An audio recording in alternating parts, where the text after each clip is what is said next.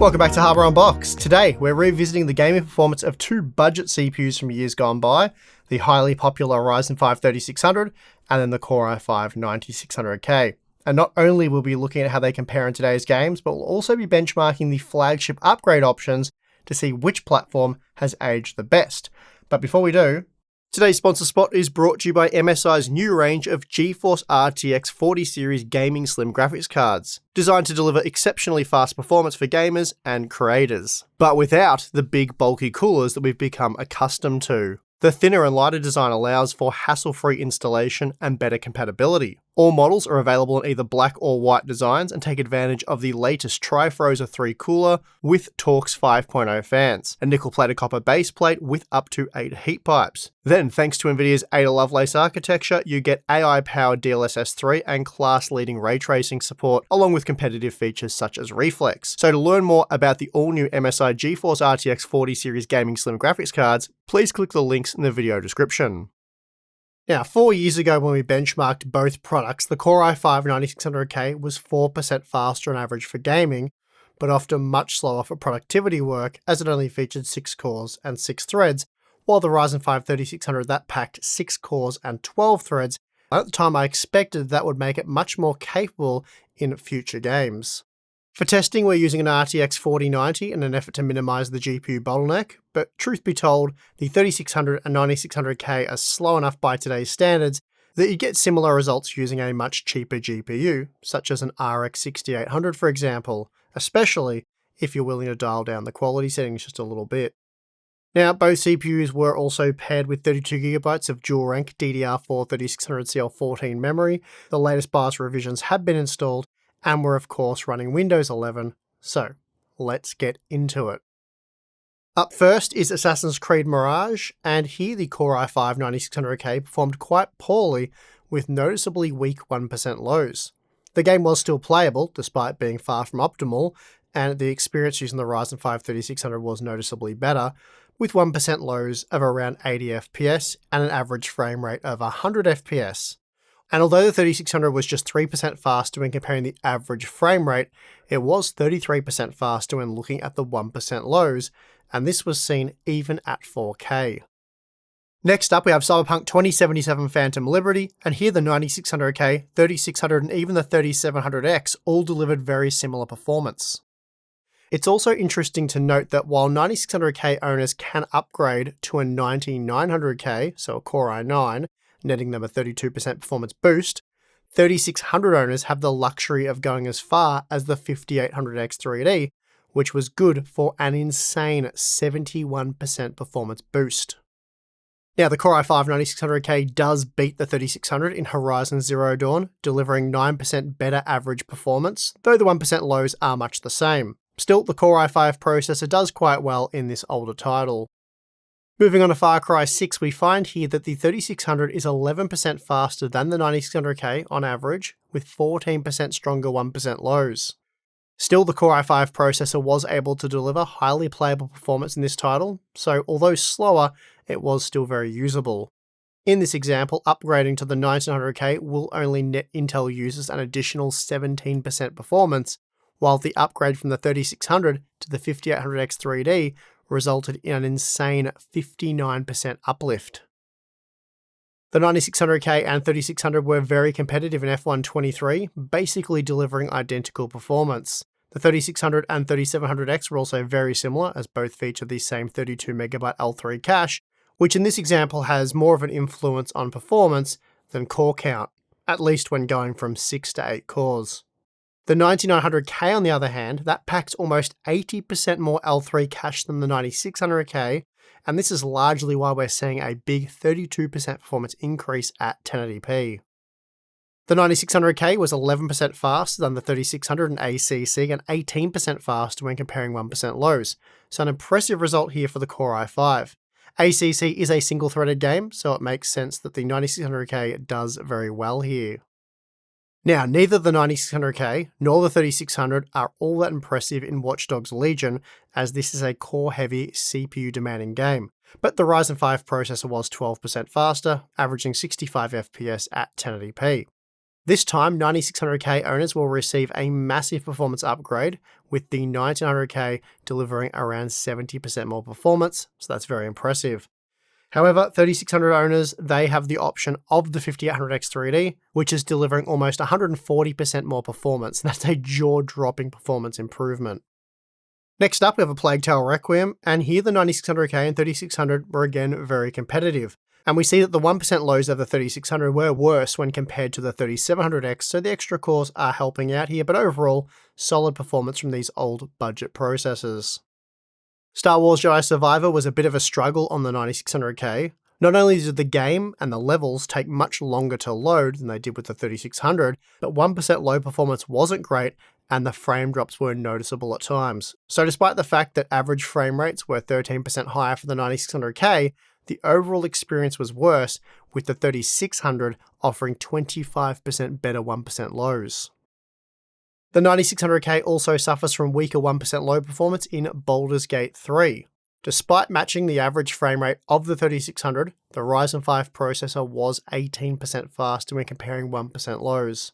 We also have another example where upgrading from the 9600K to the 9900K boosted performance by just 18%, and that's compared to the 84% uplift we saw when going from the 3600 to the 5800X 3D. So that is a massive performance upgrade for Ryzen 5 3600 owners.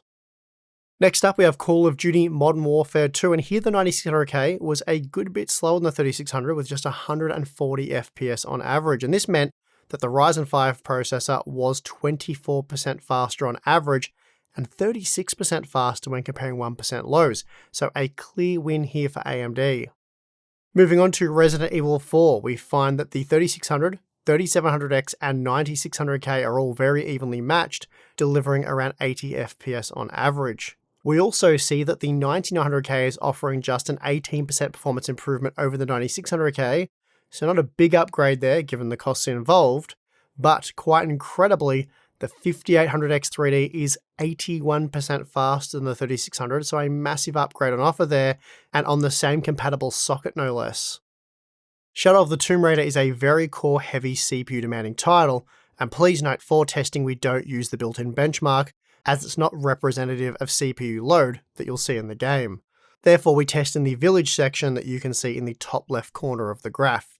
Here the 3600 is 9% faster than the 9600K, so a relatively small performance advantage here. But again, we're looking at another example where the upgrades on offer yield significantly different results. For example, the 9900K, it's just 35% faster than the 9600K, which admittedly that's a pretty decent uplift, but it's nothing compared to the 109% boost the 5800X 3D is offering over the 3600. The Core i5 performs well in the Callisto Protocol, which admittedly isn't a very CPU demanding title, but still, it was 8% faster than the 3600 and even managed to best the 3700X. In fact, the 9600K was so fast here that we're only looking at a 10% upgrade with the 9900K. Meanwhile, the 5800X 3D, that was 54% faster than the Core i5. The Ryzen 5 3600 was quite a bit faster than the 9600K in Warhammer 3, delivering up to 15% more performance. Meanwhile, the 9900K was offering just 27% more performance than the 9600K, while the 5800X 3D was 63% faster than the 3600.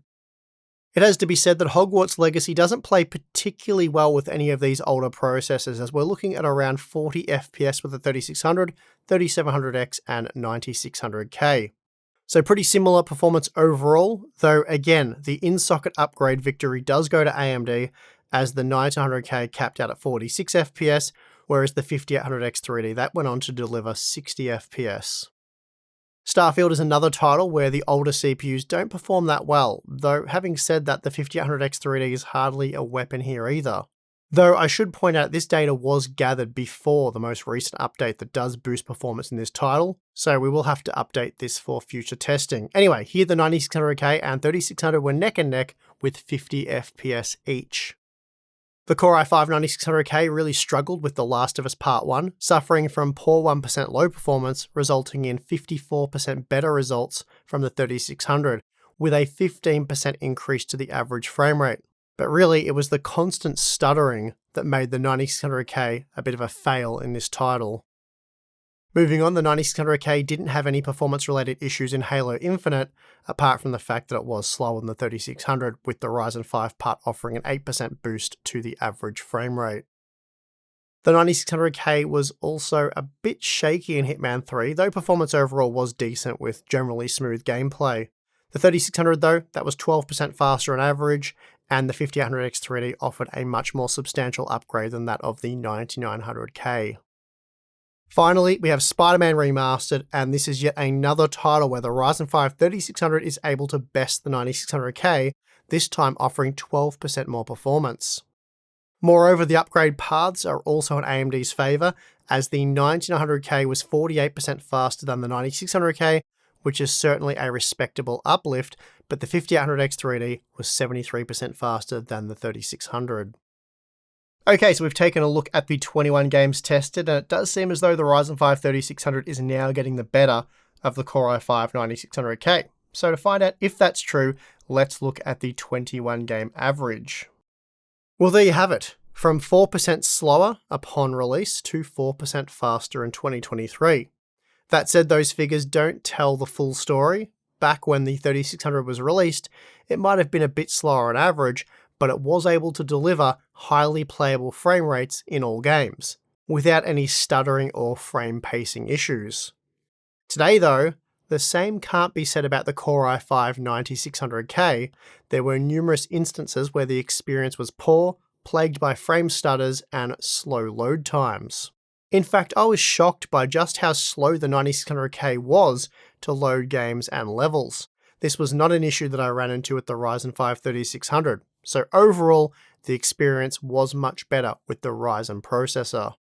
Then there's the upgrade path, and that's what started this series. Those who invested in LGA1151 with the 9600K don't have that many upgrade options if they wish to keep their motherboard. The 9900K is an expensive CPU, and it's only offering 27% more performance on average. Meanwhile, for a similar investment, the 5800X 3D was on average almost 70% faster than the 3600, and that is an epic upgrade on the same socket after all of these years. So there you have it. 4 years later, the Ryzen 5 3600 has reigned supreme, offering the best performance coupled with the best upgrade path. And I think it's these more affordable, lower-end CPUs that really do show just how great the AM4 generation of Ryzen was. It's clear now that in 2023 that the AM4 platform defeated LGA1151, and that parts like the 3600 were the better buy when compared to something like the 9600K. But truth be told, this was pretty obvious to me 4 years ago, and I said this. This has been Intel's problem ever since AMD released the AM4 platform, complete with a slew of Ryzen processors. Not only does AMD support 2, 4, 6, 8, and now 12 core processors all on the same socket, but they've managed to do so across 3 CPU generations.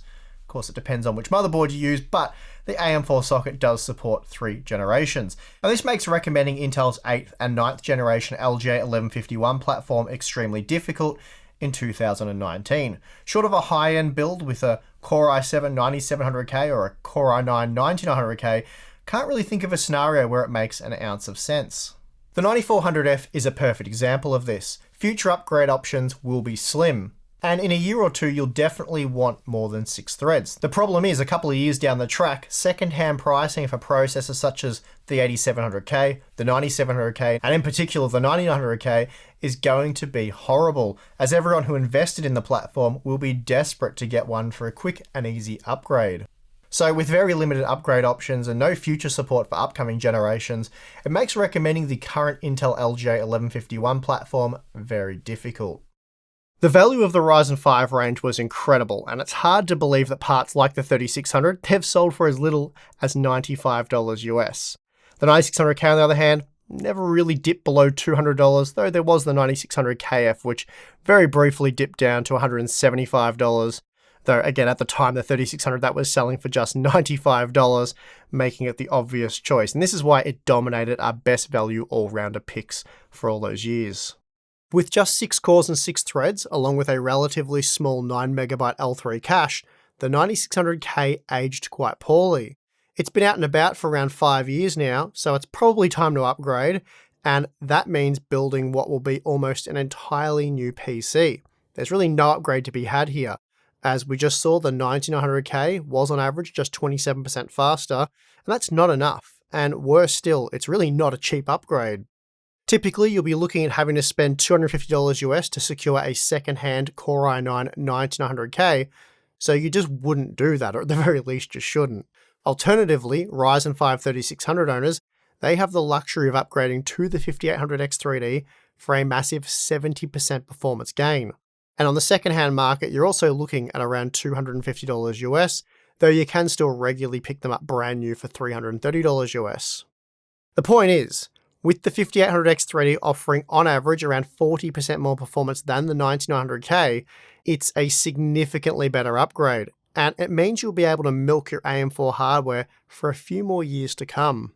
And this is why platform longevity is so important, and it's something all PC users should be pushing AMD to continue to offer, while also encouraging Intel to stop screwing over those who invest in their hardware, especially lower-end hardware where the lack of an actual upgrade path hurts the most. We've really gotten to a point in time where the lack of platform commitment should, and I believe really is, hurting Intel's retail CPU sales, but they don't seem to have woken up to that possibility yet. If AMD can reproduce the success of AM4 with AM5, it's going to be very difficult to recommend Intel CPUs over the next few years, so fingers crossed Intel wakes up to themselves and the next platform is supported much better than pretty much all previous Intel platforms. And also, fingers crossed that AMD doesn't screw up AM5. I'm honestly not sure what is more likely at this point. Anyway, that is going to do it for this video. If you enjoyed it, subscribe, like, do all that stuff. Also, if you'd like to get a new benchmarks merch, there you go, so you can see it properly now. New benchmarks. If you want to get our new meme merch, then head over to our store. It's hardwareunboxed.com.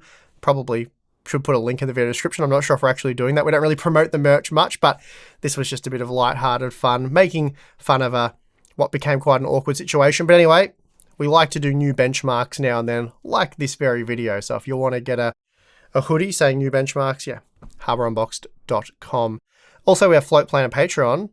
Ironically, if you want to sign up to either one of those, you can get access to our exclusive Discord server for members only, live stream members only, behind the scenes content, funnily enough, members only, and Q&As, which aren't members only, but you can get your question more likely to be answered if you're a member. Anyway, probably enough waffling from me. As I said, hopefully you enjoyed this content, and there's nothing really more to say. I'm your host, Steve. Thanks for watching. I'll see you again next time.